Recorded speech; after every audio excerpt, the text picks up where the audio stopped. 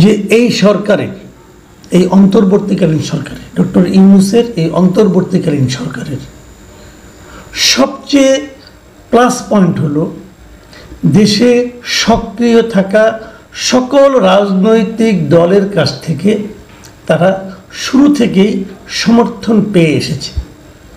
যদি আরেকটু ঘুরিয়ে বলি যে দেশের সক্রিয় সকল রাজনৈতিক দল অথবা কোনো রাজনৈতিক দল থেকে তারা কোনো ধরনের প্রকাশ্য বিরোধিতা পায়নি। কোনো রাজনৈতিক দলের প্রকাশ্য বিরোধিতাকে তাদের মোকাবেলা করতে হয়নি। এটা হলো এই ডক্টর ইউনূসের অন্তর্বর্তীকালীন সরকারের সবচেয়ে প্লাস পয়েন্ট, যে কারণে তারা নির্বিঘ্নে গত ৯-১০টা মাস নিজেদের কাজগুলো করার সুযোগ পেয়েছে। কিন্তু করেছে কতটুকু?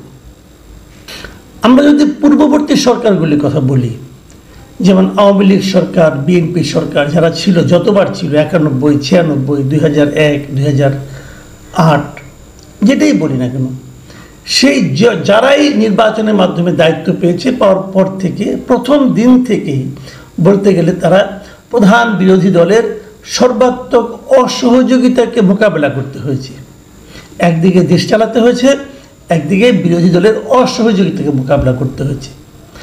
তার বিপরীতে যদি আমি চিন্তা করি, তাহলে ইউনূস সরকারের মতো ভাগ্যবান সরকার বাংলাদেশের ইতিহাসে দ্বিতীয়টা আসেনি। এমনকি দেশ স্বাধীন হওয়ার পর ৭২ সালে যখন বঙ্গবন্ধু সরকারে দায়িত্ব গ্রহণ করলেন, তাদেরকেও কিন্তু জাসদের সক্রিয় বিরোধিতাকে মোকাবেলা করে অগ্রসর হতে হয়েছে। আমি এটাও বলেছিলাম যে এই সরকারের জন্য সবচেয়ে কঠিন অবস্থা তৈরি হবে যখন নাকি এই রাজনৈতিক দলগুলো ওনাদেরকে বিরোধিতা করতে শুরু করবে। এবং আমার কেন যেন মনে হয় সেই অবস্থায় আমরা এখন উপনীত হতে যাচ্ছি। আজকে মে দিবসের একটা অনুষ্ঠান ছিল পুরানা পল্টনে, নয়াপল্টনে, বিএনপি অফিসের সামনে। নয়াপল্টনের এই সভায় কত লোক হয়েছিল? আপনারা কেউ ওই সভায় যদি যেয়ে থাকেন তাহলে জানবেন। আমি টেলিভিশনে দেখেছি, আমি নিজেও যাইনি, আমি টেলিভিশনে দেখেছি, পত্রপত্রিকার ছবি দেখেছি। মে দিবসের কোনো সভায় যে এত লোক হয় এটা আমি এর আগে খুব বেশি একটা দেখিনি। তো এত লোক কেন হলো? আমি এটাকে একটু আমার মতো করে ব্যাখ্যা করি। আমি মনে করি এটা ছিল বিএনপির একটা পরিকল্পিত শোডাউন। বিএনপি দেখাতে চেয়েছে যে তাদের পক্ষের জনসমর্থনটা এখন কোন পর্যায়ে আছে। তেমন গুরুত্বপূর্ণ কোনো সভাও কিন্তু নয়। এটা নিয়ে যে অনেক দিন ধরে তারা খুব একটা দলীয়ভাবে সবাইকে আসতে বলে তাও না। জাতীয়তাবাদী শ্রমিক দলের একটা সভা, প্রচুর লোক হয়েছিল। এবং সেখানে তারেক রহমান সাহেব ভার্চুয়ালি যুক্ত হয়ে উনি কথা বলেছেন। তারেক রহমান সাহেব কী বলেছেন আমি সেই কথাগুলো আপনাদেরকে একটু আলোচনা করতে চাই। উনি একটা কথা বলেছিলেন যে আমি আপনাদের বলি, পড়ে শুনে, পত্রিকায় আমি যেভাবে পেয়েছি সেটা আমি পড়ে শোনাচ্ছি আপনাকে, আমি টেলিভিশনেও দেখেছি। সেটা হলো অন্তর্বর্তীকালীন সরকারের প্রতি অনির্দিষ্টকালের জন্য সমর্থন অব্যাহত রাখা যৌক্তিক নয়।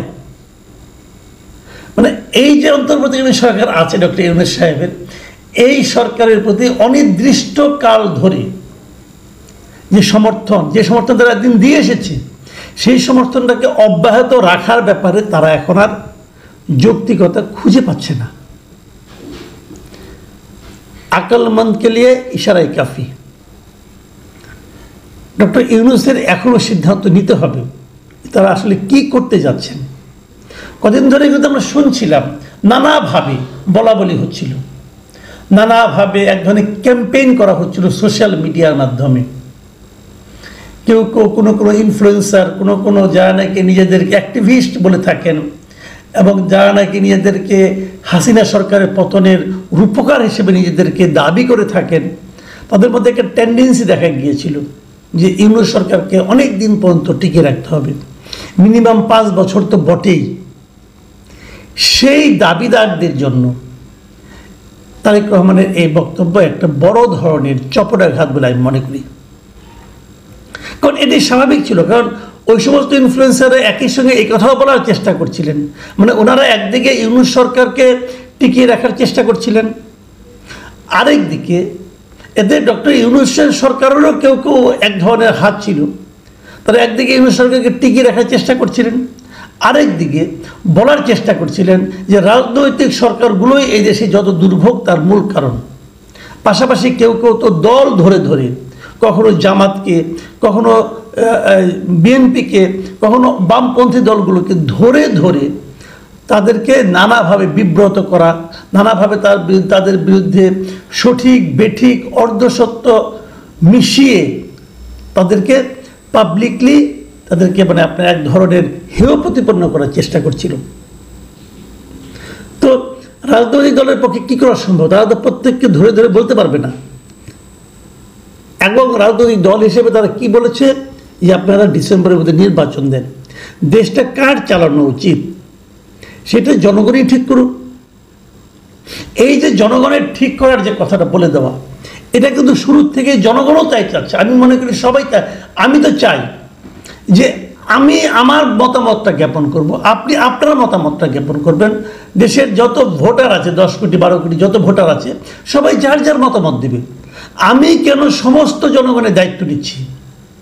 কেন ডক্টর ইউনূস জাতিকে বলতে যান যে অন্তর্বর্তী সরকারকেই নাকি জনগণ মানে খুবই সহজ বিকল্প মনে করছে? এই কথাটা উনি কী করে বলেন আমি বুঝতে পারি না। উনি নিজেরকে টিকিয়ে রাখার জন্য, নিজের শাসনকে দীর্ঘায়িত করার জন্য এই ধরনের কথা যখন উনি বলেন, তখন কিন্তু এর মধ্যে এক ধরনের কি বলবো নির্লজ্জতাও প্রকাশ পায়। ক্ষমতায় টিকে থাকার জন্য, ক্ষমতা না ছাড়তে চাওয়ার জন্য এক ধরনের আকাঙ্ক্ষা প্রকাশিত হয়। এটাকে শোভন বলা যায় না। সে কাজগুলি করছিলেন কিন্তু সবাই। তারেক রহমান আর কি বলেছেন? তিনি এই কথাটা বলেছেন কিন্তু একদম স্পষ্টভাবে বলেছেন যে কেন তাড়াতাড়ি ওনারা নির্বাচন, ওনারা কেন ডিসেম্বরের মধ্যে নির্বাচন চান, এই জিনিসটা ক্লিয়ার করেছেন। তারেক রহমান বলেছেন, শুনুন, ফ্যাসিবাদ মুক্ত দেশে জনগণের ভোটে জবাবদিহিমূলক সরকার প্রতিষ্ঠার জন্য বিএনপি সহ গণতান্ত্রিক রাজনৈতিক দলগুলো অন্তর্বর্তী সরকারকে নিঃশর্ত সমর্থন দেওয়া অব্যাহত রেখেছে। তবে গণতন্ত্রকামী জনগণ মনে করে অন্তর্বর্তী সরকারের প্রতি অনির্দিষ্টকালের জন্য সমর্থন অব্যাহত রাখা যৌক্তিক নয়। পলাতক স্বৈরাচার দেশে আর যাতে মাথাচাড়া দিয়ে ওঠার সুযোগ না পায়, এজন্য জনগণের কাছে জবাবদিহিমূলক সরকার প্রতিষ্ঠা অত্যন্ত জরুরি। এই যে শেষ বাক্যটা, এটা হলো খুব ইম্পর্টেন্ট।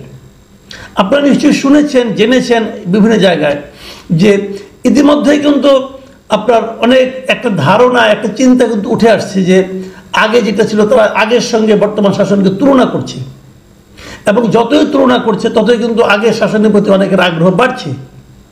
কেন বাড়ছে আমি জানি না, যৌক্তিক কিনা আমি তাও জানি না, বাট একটা প্রবাদটা আমাদের এখানে আছে যে যাই দিন ভালো।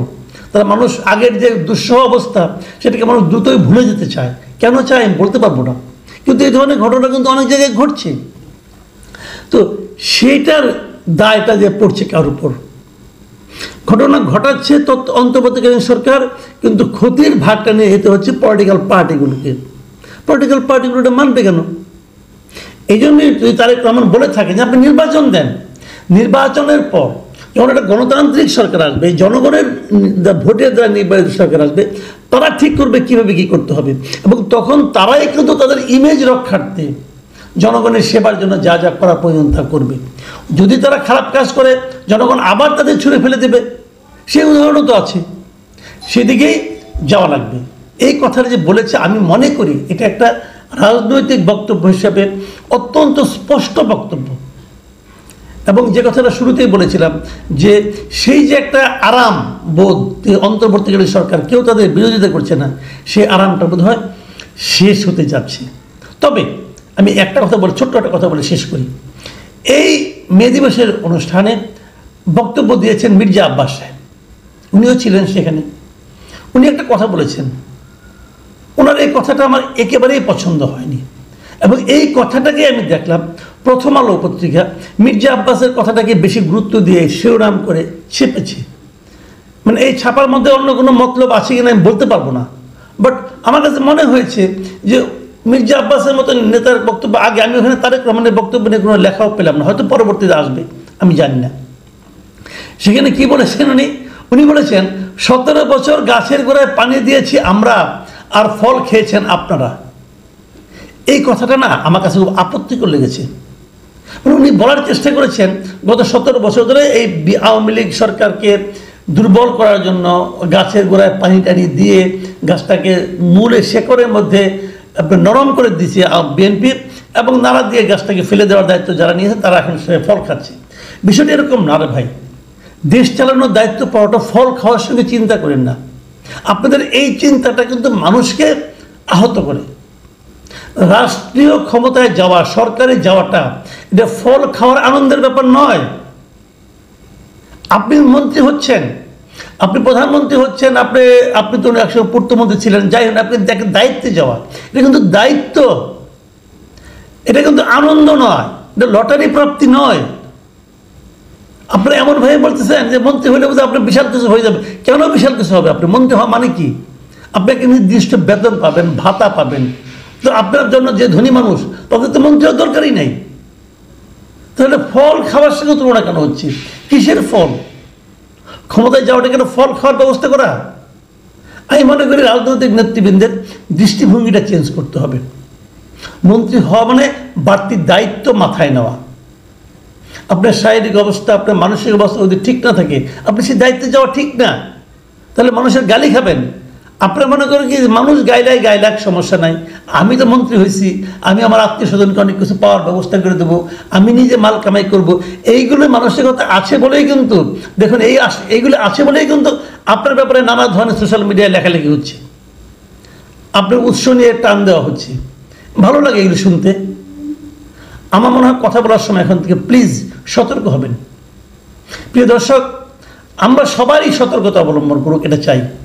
কি ডক্টর ইউনূস, কি মির্জা আব্বাস, কি তারেক রহমান, কি ডক্টর শফিকুর রহমান জামাতের, সবাইকে বলবো কথা বলার সময় কেয়ারফুলি বলুন, এমনভাবে কথা বলুন যেন জনগণ মনে করে আপনি জনগণের কথা ভাবছেন। কিন্তু জনগণ যদি মনে করে আপনি আপনার নিজের কথা ভাবছেন, তাহলে জনগণ আপনার কথা ভাবা বন্ধ করে দেবে। প্রিয় দর্শক, এখন